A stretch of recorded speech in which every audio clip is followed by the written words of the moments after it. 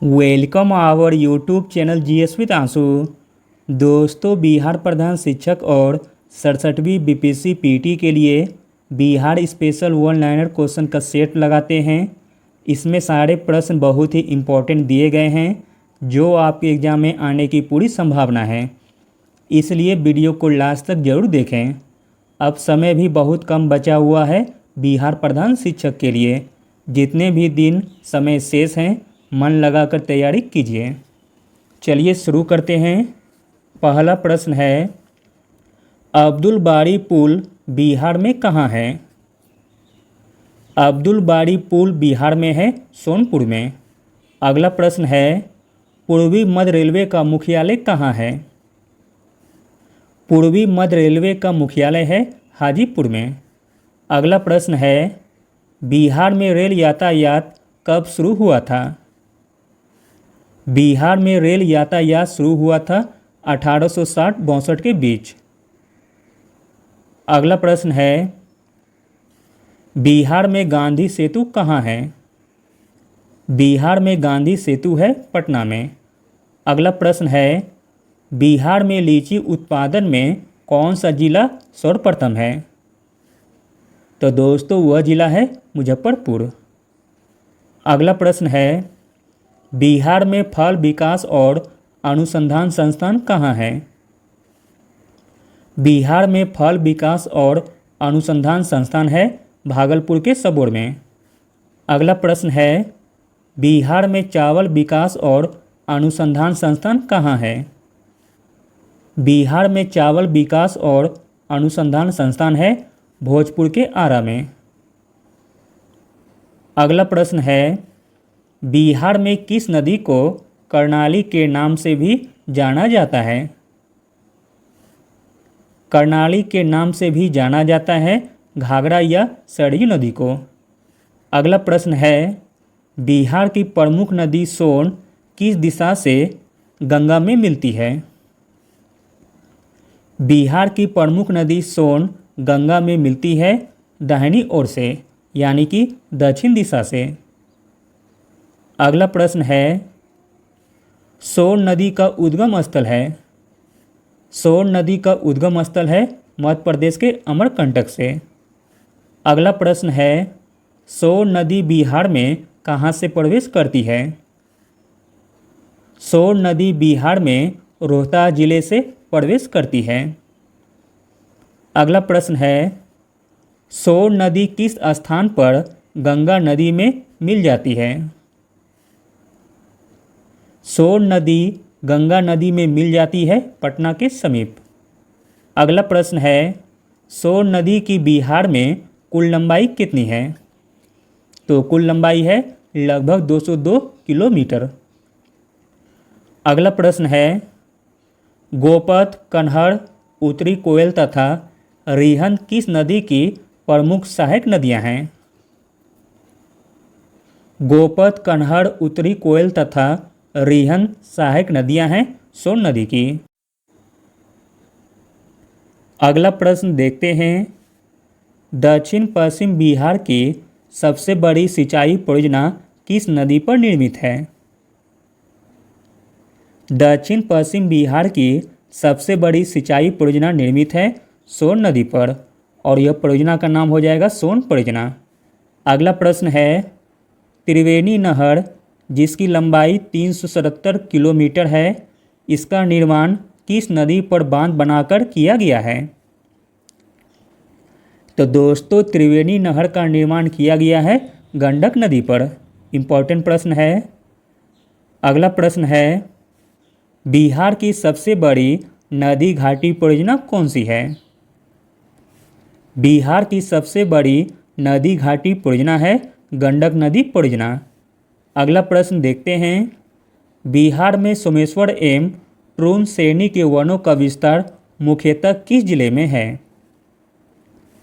तो वह जिला का नाम है पश्चिमी चंपारण। बिहार में सोमेश्वर एवं ट्रून श्रेणी के वनों का विस्तार मुख्यतः पश्चिमी चंपारण में है। अगला प्रश्न है, बिहार का कौन सा भाग खनिज भंडार के मामले में शेष भाग से आगे है?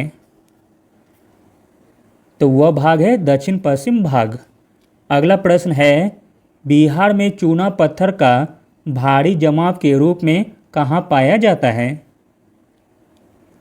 बिहार में चूना पत्थर का भारी जमाव के रूप में पाया जाता है बिहार के पश्चिमी भाग में विंध्याचल समूह में।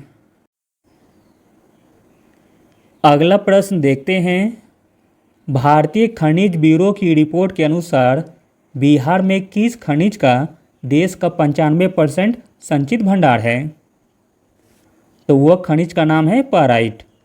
भारतीय खनिज ब्यूरो की रिपोर्ट के अनुसार बिहार में पायराइट का देश का 95% संचित भंडार है। अगला प्रश्न है, केंद्रीय सार्वजनिक उपक्रम के रूप में pyrite phosphate and chemicals limited की स्थापना बिहार में कहाँ की गई है? तो दोस्तों, pyrite phosphate and chemicals limited की स्थापना बिहार में की गई है रोहतास के आमझोड़ में। अगला प्रश्न है, बिहार में किस स्थान पर मखाना शोध संस्थान स्थापित किया गया है?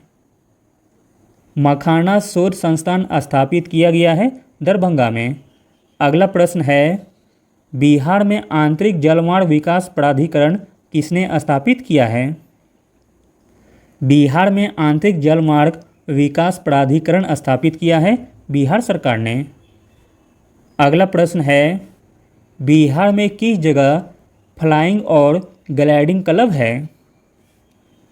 तो दोस्तों, बिहार में पटना में फ्लाइंग और ग्लाइडिंग क्लब स्थित है।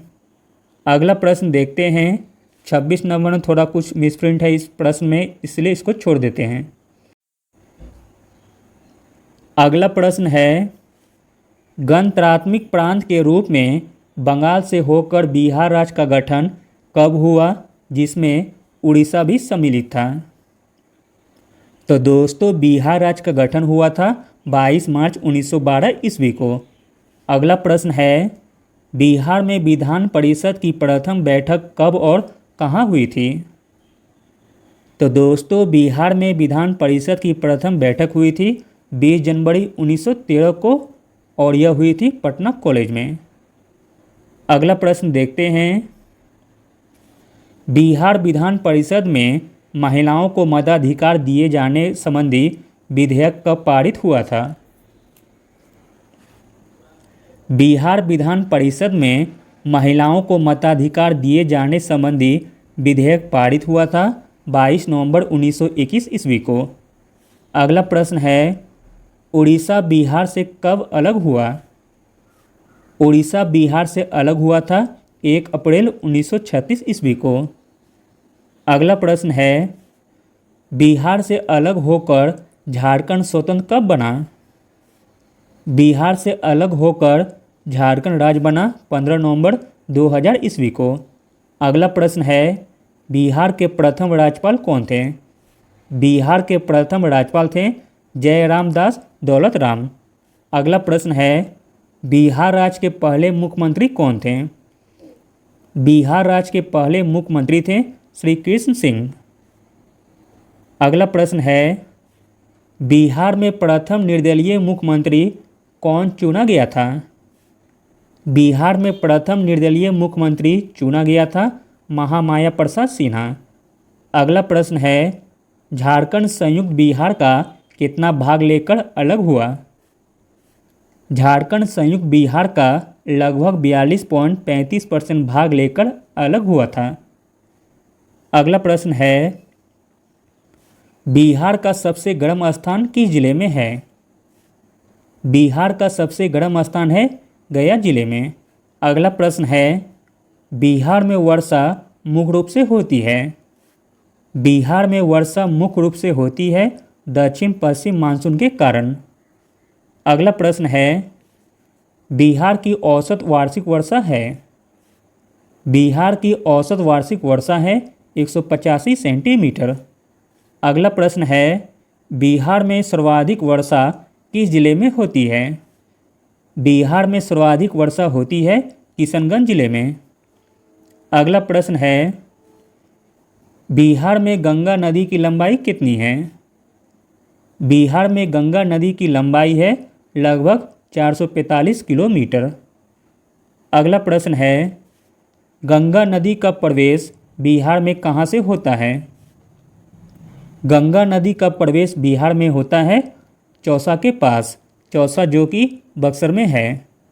अगला प्रश्न है, बिहार विधान परिषद के सदस्यों की संख्या 96 से घटाकर 75 कब निर्धारित की गई थी? इम्पोर्टेंट प्रश्न है। बिहार विधान परिषद के सदस्यों की संख्या 96 से घटाकर 75 निर्धारित की गई थी जब 15 नवंबर 2000 को बिहार से अलग कर झारखंड राज्य बनाया गया था तब। अगला प्रश्न है, वर्तमान में बिहार विधान परिषद में सदस्यों की संख्या कितनी है? बिहार विधान परिषद में सदस्यों की संख्या है 75। अगला प्रश्न है, बिहार विधानसभा जो कि निम्न सदन है उसमें सदस्यों की कुल संख्या कितनी है? बिहार विधानसभा में सदस्यों की कुल संख्या है 243। अगला प्रश्न है, पटना उच्च न्यायालय की स्थापना कब हुई थी? पटना उच्च न्यायालय की स्थापना हुई थी 3 फरवरी 1916 को। अगला प्रश्न है, राज्य अल्पसंख्यक आयोग को कानूनी अधिकार प्रदान करने वाला देश का पहला राज्य कौन सा है? इम्पोर्टेंट प्रश्न है। तो दोस्तों वह राज्य है अपना प्यारा बिहार। राज्य अल्पसंख्यक आयोग को कानूनी अधिकार प्रदान करने वाला देश का पहला राज्य है बिहार। अगला प्रश्न है, बिहार में पहली बार राष्ट्रपति शासन कब और कितने दिनों के लिए लगा था? बिहार में पहली बार राष्ट्रपति शासन लगा था 1968-69 में और यह टोटल 242 दिन के लिए लगाया गया था। अगला प्रश्न है, ब्रिटिश इंजीनियर कैप्टन जॉन गॉस्टिन ने फौज के अनाज भंडारण के लिए गोलघर का निर्माण कब प्रारंभ कराया था? तो दोस्तों गोलघर का निर्माण कराया गया था 20 जनवरी 1784 को। अगला प्रश्न है, बिहार में लोटा विद्रोह कब और कहाँ हुआ था? इम्पोर्टेंट प्रश्न है। बिहार में लोटा विद्रोह हुआ था मुजफ्फरपुर जिले में कैदियों के द्वारा और यह विद्रोह हुआ था 1856 ईस्वी में। अगला और अंतिम प्रश्न देखते हैं, बिहार राज्य के भागलपुर से राजमहल तक फैला संथाल विद्रोह का नेतृत्व किसने किया था? तो दोस्तों संथाल विद्रोह का नेतृत्व किया था सिद्धू और कान्हू ने। Thank you.